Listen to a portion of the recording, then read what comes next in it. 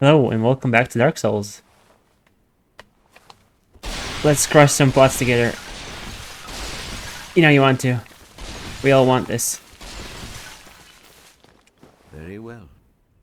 Then first, a covenant with the gods. No. No covenant with your gods. Do I look like I want your gods? Please.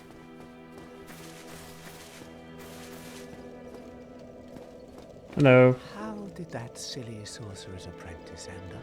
Who? You know, the one always prattling on about Master Logan. He left for the undead burg, but never came back. Serves him right. If even old Big Hat can't make it out there, what chance does he have? I hope he enjoys his new life as a hollow. How kind of you. And here's our friend. But first, let's reinforce our Estus flask. Yes, now it's +2. Still cannot speak. Ah, hello there. I have your reward. Please, accept it. Sunlight metal. I am grateful to you for freeing me. Not enough for you? Well, let's not be greedy now.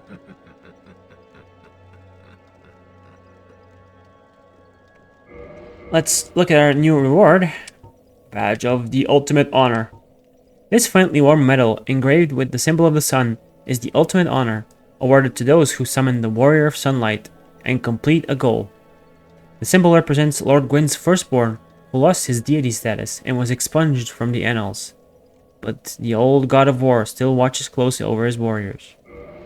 By the lords, your face. Your humanity is really slipping, but there are methods. Most fools have more humanity than they know what to do with. Now, who do you imagine will make the best use of it?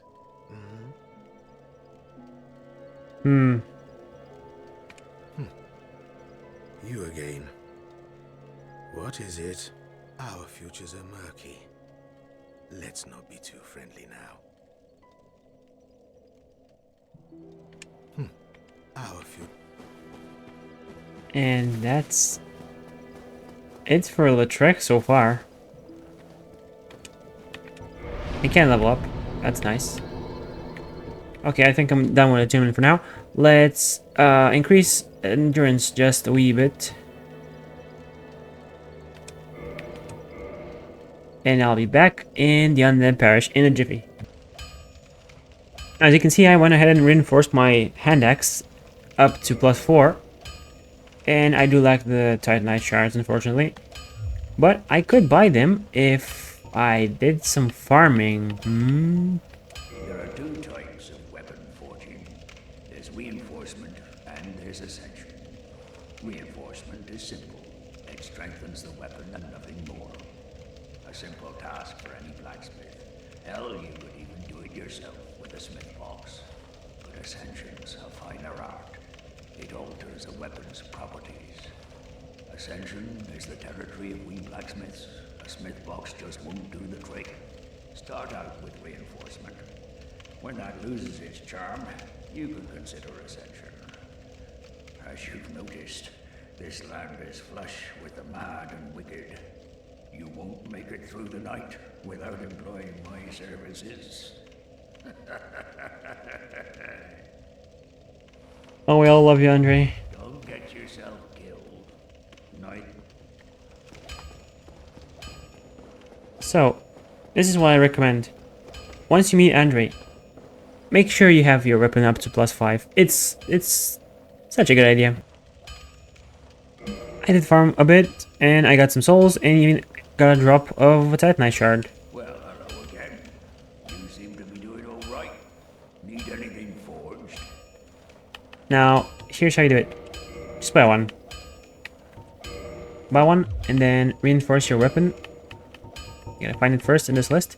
Now that it's at +5, it deals 120 base damage.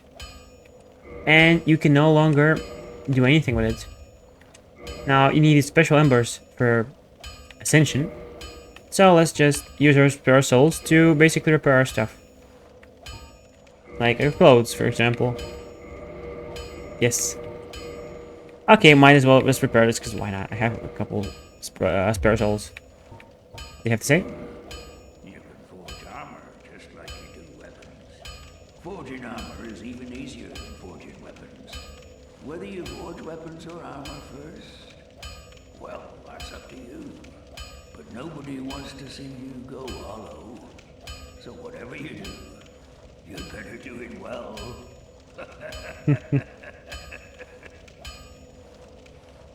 True, true. Very true. Don't get yourself killed. Neither of us want to see you go hollow. So now, it's boss time. Now, of course, get everything all set. Reinforce your weapon up to +5. That's the most you can. Except if you like go exploring in different areas and different stuff. Because the game opens up quite a bit here. You can go in a lot of areas from now on. However, there is one thing that's easy and on the way. These guys are going to chase me, aren't they? Of course they are. Let me just take care of them real quick. Yeah. Damage is noticeably different. Now that it's at +5. It's night and day, honestly. I mean, I can 3-shot these guys. So, yeah.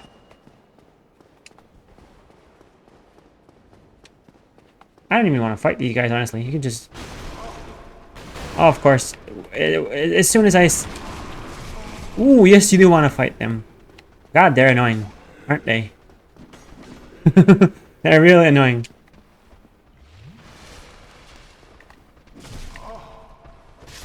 And it is some silly damage.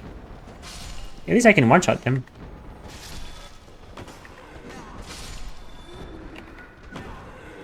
How is that guy alive? Again.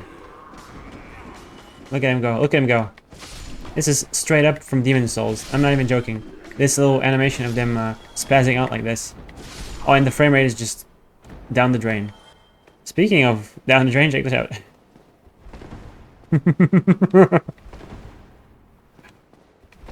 I love playing this. Playing with their corpses is so much fun. I swear. Now, just continue where we last left off. This time, far better equipped. Now, if you were in human-shaped, i.e. if you reversed your hollowing, you would find a little sign here. But I won't be doing that. I'm going to do this the hard way. And yes, it's a boss. Did I just see a health bar?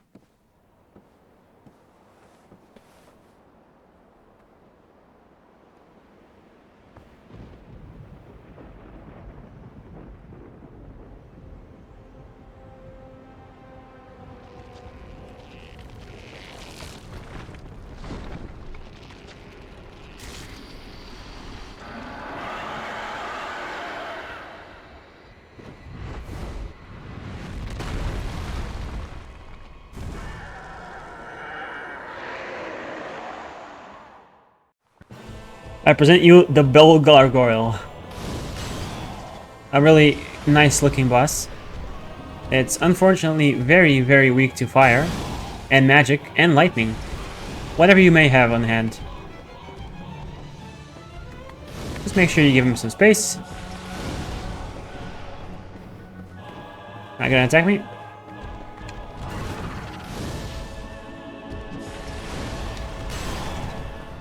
And now his friend is here too. They can attack you in unison. I'm gonna hop like a frog and drink up. Now make sure you finish off the first guy.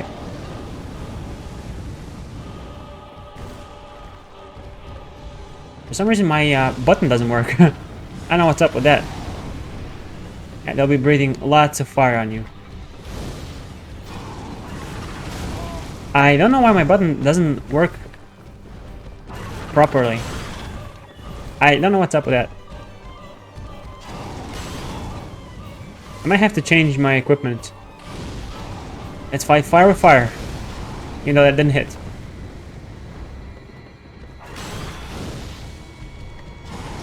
There we go.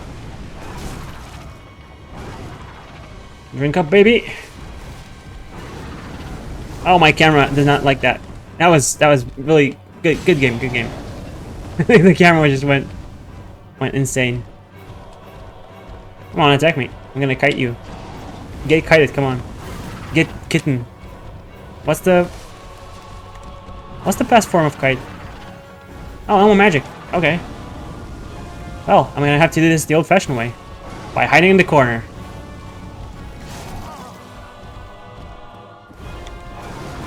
Yeah, this guy has to go.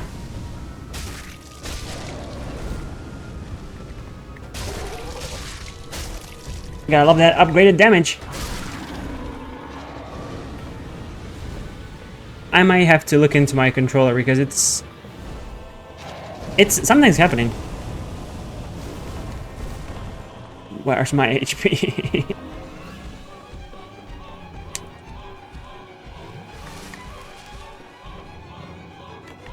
Oh, you just signed your death warranty, baby. And that's the Bell Gargoyle, actually both. And you get the Gargoyle's Halberd and the Gargoyle's Helm and 20 humanities, because I guess you killed both of them. Now, if you cut his tail off, you get 10,000 souls as well. Now, if you cut his tail off, you also get something else. The Gargoyle Tail Axe. But I'm gonna read this some other time, because now we have some items to read while this Metal Gear Solid 3 reference takes place. Just read those real quick. Halberd of the Gargoyle guarding the Bell of Awakening in the Undead Church. Perfectly standard bronze halberd without any special power. Okay, you really gotta emphasize it, don't you? Helm of the Gargoyle, an enchanted creature that guarded the Bell of Awakening in the belfry of the Undead Church. This bronze helm was for mere appearance sake, as Gargoyle's skin is naturally hard. Little in the way of defense can be expected from it. So it sucks at being a helmet. Now, climb up here, and if you have fear of heights, then don't have a fear of heights, I guess. Yeah, there's another Gargoyle here, another pair, but they won't attack you, don't worry. And our goal to ring the Bell of Awakening, at least the first one, is done.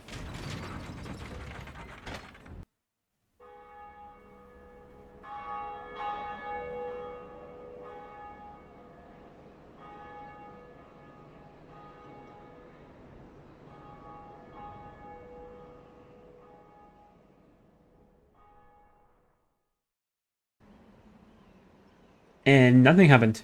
Now, the cool part about this thing is, if you do it while you're online, other people will hear you, and you'll hear other people ring the bell. You'll actually hear the bell ringing every once in a while, because, well, people are playing the game. If they're playing the game, of course. And you weren't here before. Who might you be, Greetings. I am Oswald of Carim, the power. Thou appearest to lack faith. Yet magnanimous are the gods.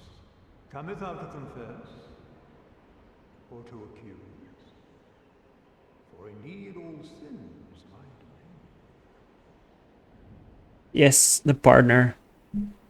Now, if you're in a covenant, you can abandon it, but I don't have anything. If you've attacked an NPC and aggroed them, you can request absolution. I haven't. And you have to pay a lot of souls. It doesn't matter how many NPCs or anything, you just have to pay a lot of souls. So, yeah.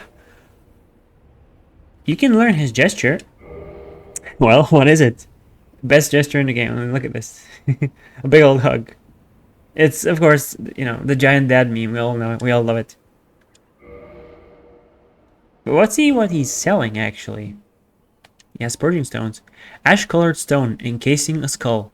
Secret treasure of our store. the Earl of Carim. Reduces curse buildup and breaks curse. Humans are helpless against curses and can only redirect their influence. The Purging Stone does not dispel curses, but receives them as a surrogate. The stone itself was once a person or some other being. Ugh.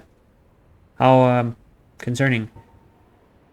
Slip sold by Bishop of Velka, Goddess of Sin. If you're killed by an invader, use this to report the crime of the trespasser. The indicted player will be added to a list of unfortunate souls who will one day face the wrath of the blades of the dark moon. If somebody invades you and kills you, you can use this. Automatically ask you if you want to use it when you die. They'll get destroyed. Or at least they'll get invaded by the anti-invader covenant.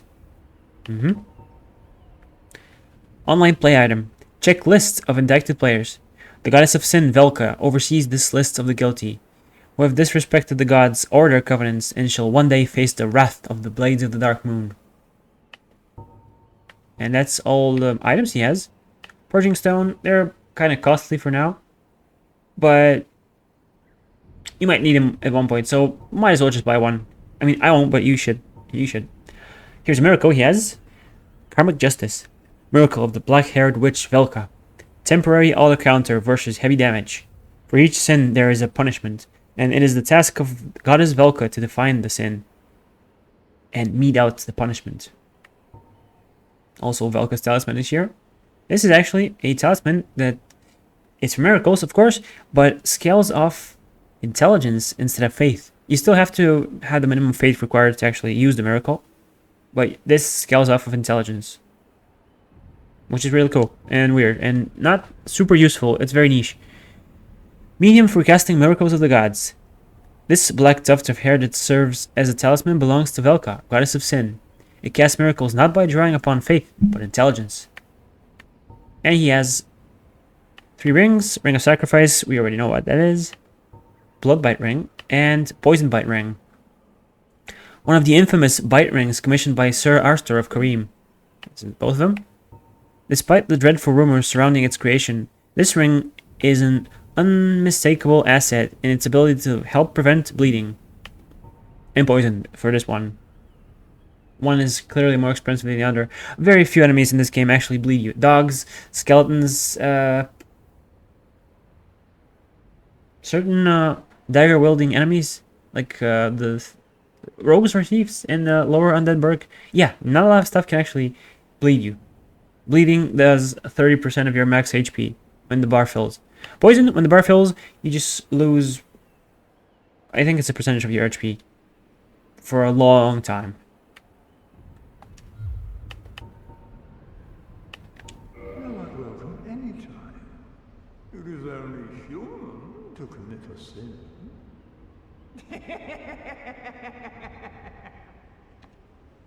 Yeah, creepy guy. I love him. And that's gonna be it for this episode.